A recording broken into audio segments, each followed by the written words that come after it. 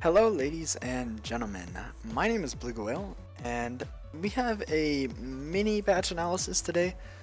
I will be releasing a patch analysis about 6.8 coming later this week, but this video I just wanted to cover the new changes that they hinted towards in this mid-season Magic promo that are relevant to the jungle. So I'm not going to cover everything. I actually did try covering that. This is not the first time I've recorded this, and the first time I did it, it was like 50 minutes long. I mean, no one, you guys don't want to watch a 50-minute video about me talking about the mages mid, and I don't want to talk about them for 50 minutes, and I don't want to upload that long video. So, long story short, this is just going to be about the stuff that really affects us junglers. However, I'll leave a link to the promo if you haven't already seen it in the description below, so feel free to check this out, because there's a lot of stuff. They hinted at. But before we really get started, the music in the background is this Diamond and Pearl Route 209 mix by HEXTECH City, and I'll leave a link down below to the YouTube video if you want to listen to it outside this video. And remember, I listen to my videos with an auto replay Chrome extension, if you ever wonder about that. However, here we go. So there's two champions that I'll touch on. And then we're just going to jump straight into the dragons, which the dragons are definitely going to be the main focus of this video. However, first off, we're going to talk about Malzahar. So I think they're going to nerf Malzahar before he goes live. I don't know the future, so I'm not 100% sure. But as of right now, he is an insane jungler. And if this is the first you've heard about it, I recommend you go watch Stonewall's PBE Malzahar Jungle Clear. Stonewall's a really cool guy. I approve of his videos.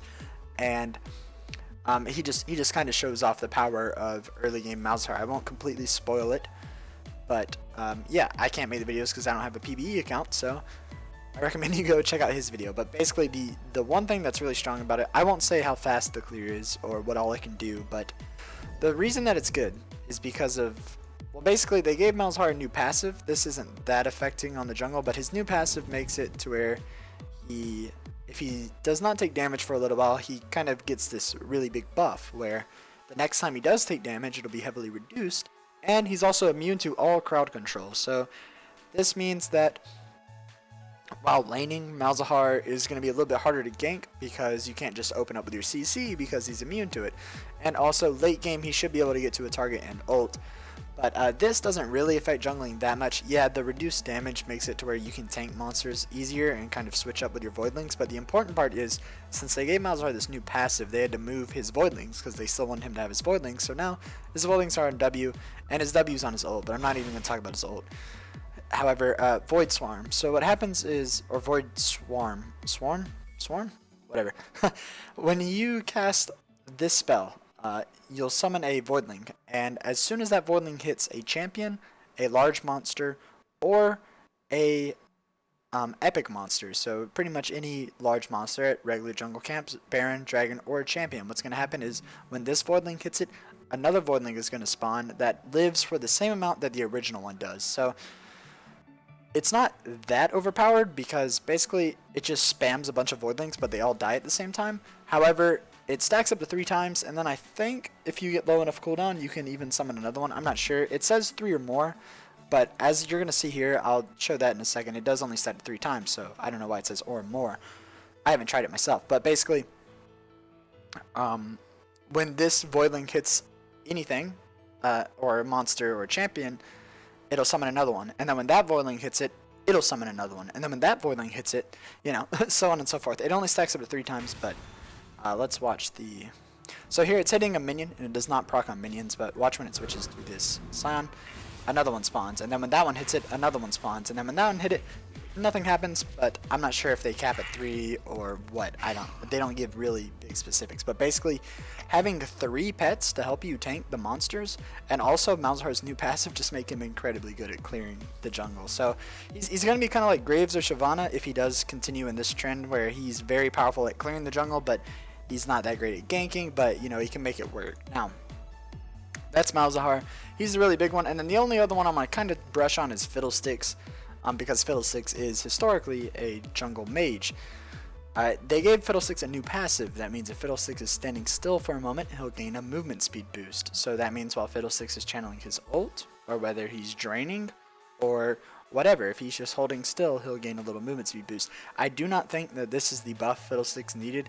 What I think they need to do to Fiddlesticks is just make his ultimate to where it's very easy to use, but it sucks compared to what it is now. Because right now, yeah, it's a super powerful ultimate, but it's just so hard to get off.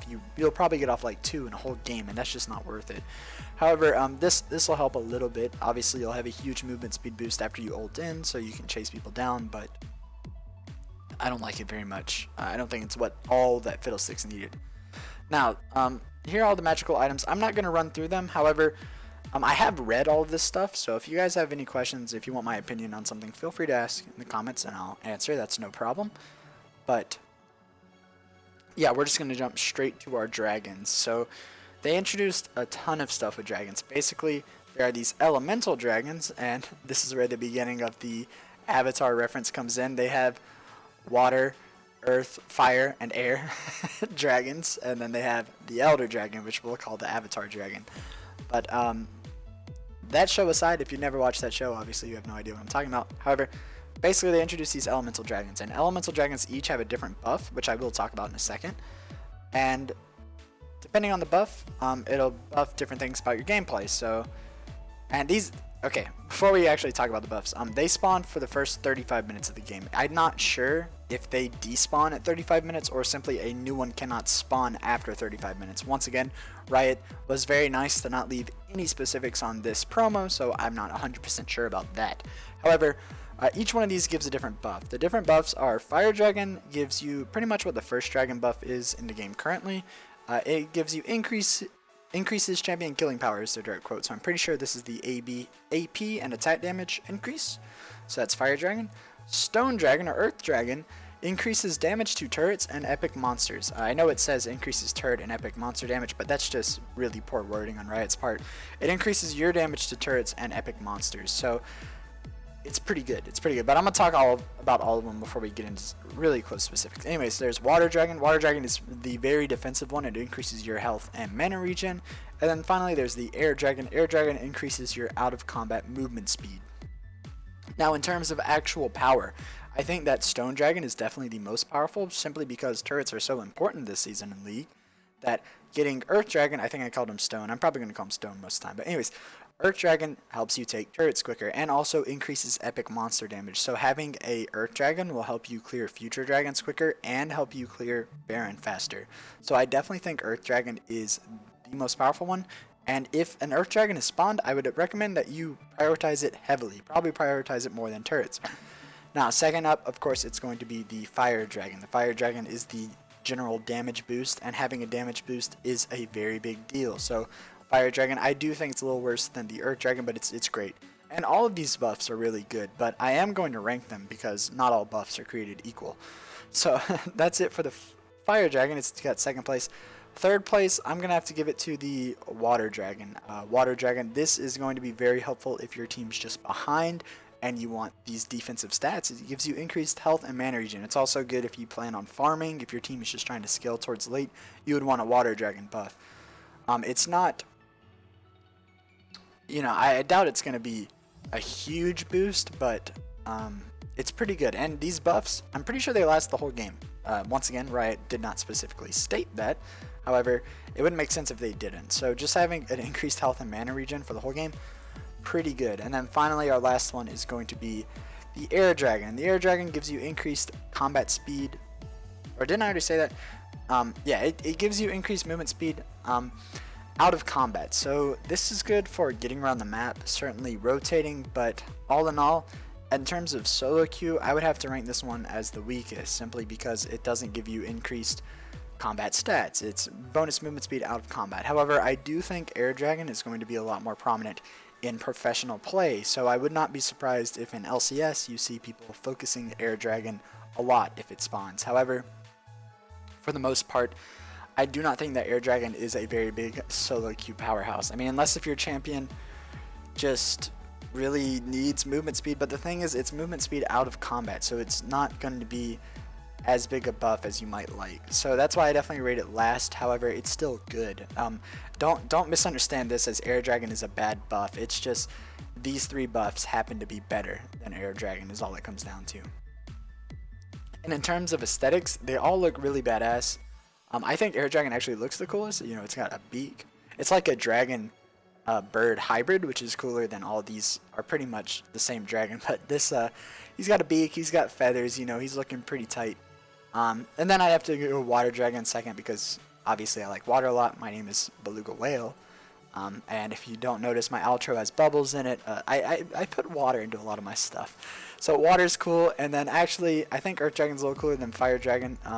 Fire Dragon, I mean, if you like fire stuff, you know, he's got a nice magma look to him. He looks pretty cool, but all in all, I just don't think he's that great. I have to give Earth Dragon over him. Earth Dragon looks like he's made out of stone, which is really cool too. So I know that's not important, but I just wanted to give my opinion. You guys can let me know in the comment section which one you think is the coolest. Actually, do that.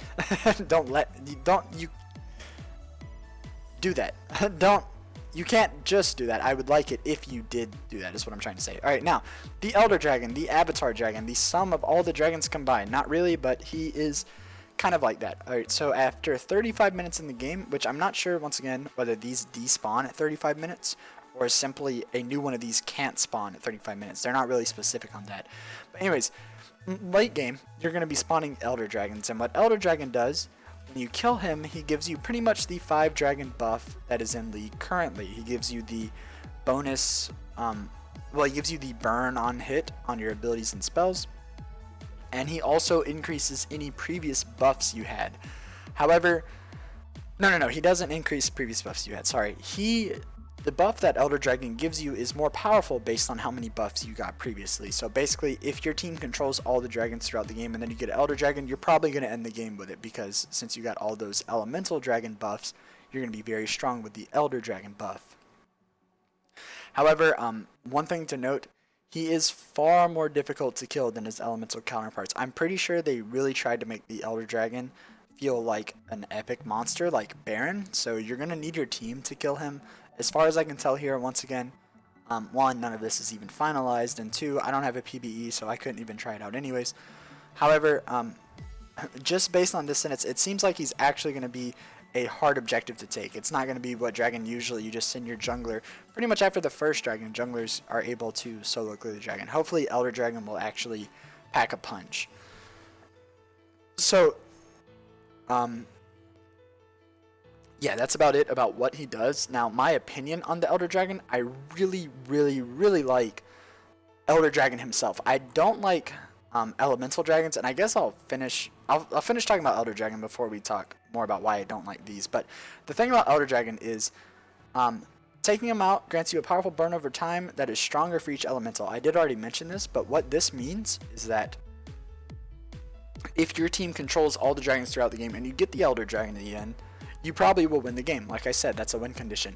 However, if the enemy team steals the Elder Dragon, this is the part where I really like, because stealing the Elder Dragon does not immediately grant you as powerful as a buff, which it shouldn't, because if you get denied every single dragon early game and then you happen to steal the Elder Dragon, you shouldn't get a super powerful buff that completely turns the game, right? That could be one mistake on a team that's done everything right so far.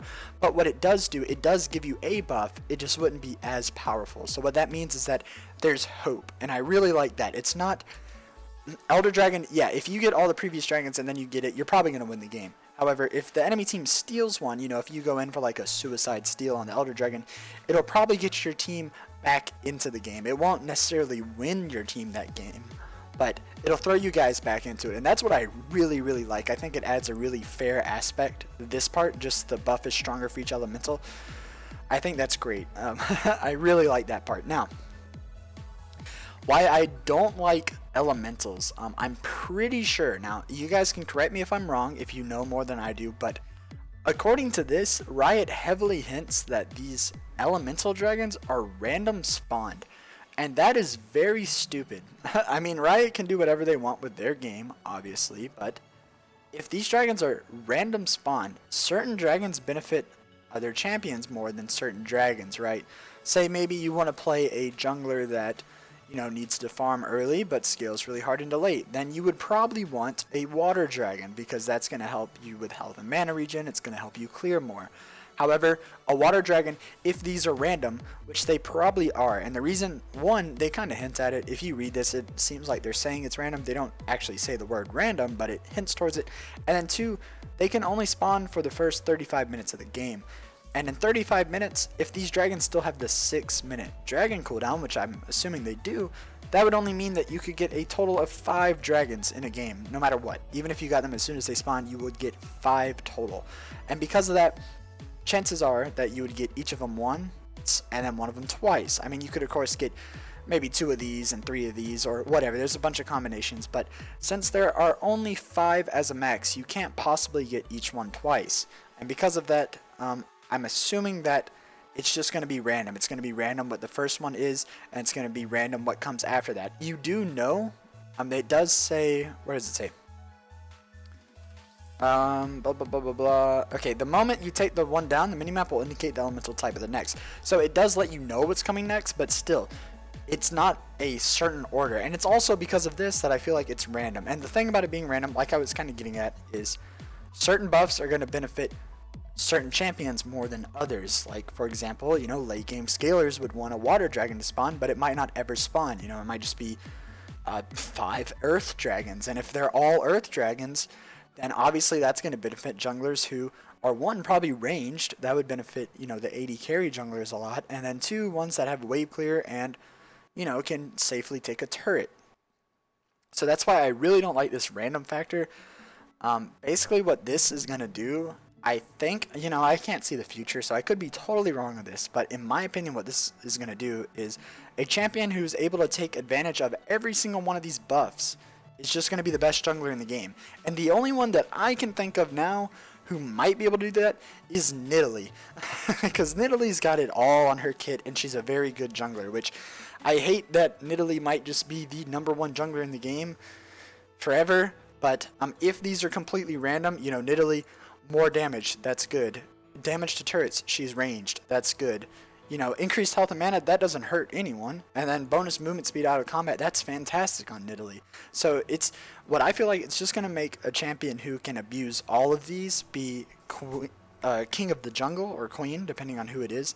And then other champions who would rely on one, you know, they're just going to be screwed because it's completely random. So that's the thing I really don't like. However, for the most part, I do like the new dragons. I'm not, you know, totally thrown off by this. One, they all look really awesome, right? Did a really good job of making them look pretty, or just good, or whatever term you want to use. And two, the Elder Dragon concept. I already said, I really like everything about the Elder Dragon. I like that they're going to make it harder to kill. I like that the buff can kind of swing games, but not really. I like a lot of stuff about this, but just the randomness. If they address this randomness, and I don't even know what they could do. The only thing that I could think of is if they lowered dragon respawn time by a lot, and that way it wouldn't really matter if they're random because you'd probably get all of them if their respawn time is really low. But then it's just so weird. So we'll see, and if I'm completely wrong about the random thing, just let me know and I'll be probably relieved. But that's going to be it for this video. I won't keep going on saying the same stuff. However, for the most part, I do like this update a lot. It looks really cool. So thank you guys so much for watching. If you have any questions, like I said, if you have any questions about the mage items or any of the new mages or anything, feel free to ask those as well. I'll answer them. I just wasn't going to cover them in this video. And that's going to be it. So thank you guys so much for watching, and I'll see you next time. Goodbye.